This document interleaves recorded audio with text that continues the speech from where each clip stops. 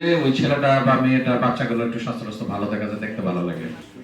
কিন্তু শুধু মায়ের দুধ খেলে সে ওইভাবে হৃষ্টপুষ্ট দেখা যায় না। কিন্তু মায়ের দুধের যে পুষ্টি, এটা কিন্তু বারবার বলে আপনার ফর্মুলা মিল্কের তো লেখা থাকে মায়ের দুধের বিকল্প নেই, কিন্তু আমরা সেটা করি।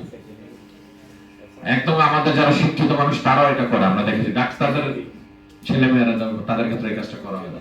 তো এটাতে যাওয়া ঠিক না। আমরা আপনারা চেষ্টা করুন এটাতে যাওয়া না। তারপরে যখন আমরা মায়ের দুধ ছেড়ে দিই, যেটা আমাদের ভেটেরিনারি সার্জন বললেন যে মায়ের দুধ ছেড়ে দেওয়ার পর আমরা দুধের ধারে কাছেও যাই না, এটা হচ্ছে সবচেয়ে বড় ভুল আমাদের জন্য। এই জায়গাটাতে আমাদেরকে আসলে খেয়াল রাখা উচিত। এবং আমাদের আজকে আপনারা এখানে সবাই শিক্ষা সংশ্লিষ্ট মানুষ, শিক্ষা প্রতিষ্ঠানের সাথে সংযুক্ত প্রত্যেকেই। আপনার কাছে প্রাইমারি মানে আমার সবচেয়ে যে ছোট বাচ্চাটা যাচ্ছে আপনাদের কাছে যাচ্ছে, এই ছোট বাচ্চাটা সকালে কি খায় আপনারা একটু খোঁজ নেবেন, প্রতিদিন অন্তত এটা খেয়াল রাখবেন। সেটা আলাদা থাকে, কারণ কি ও প্রতিদিন ঘুমানোর আগে এক গ্লাস করে দুধ খায়। তো ওই ছেলের সাথে আপনার ওষুধের বাক্স আমার লাগবে না। তো এইটা ওষুধের বাক্স ফার্মেসি কোম্পানির লাভ হয়, আমার আপনার যেটাই হোক না হোক তাদের লাভ হচ্ছে, এবং একটা ওষুধ আর একটা সাইড এফেক্ট তৈরি করে।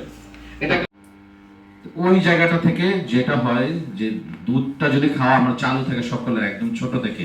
আমার দাদি ছোটবেলা আমার আসলে অভ্যাসটা দুধ ডিমের অভ্যাস আমার দাদি করেছে, আমি একটু ভয় না। ইভেন আমরা মাস আমিতে এক কাপ চা খাবেন আপনার 30 টাকা চলে যাবে, 100 টাকা লাগে, কিন্তু 1 কেজি দুধ কিনতে পারি 180 টাকা দিয়ে, সেটা আমার ফ্যামিলি সবাই খেতে পারি, 4 জন খেতে পারি।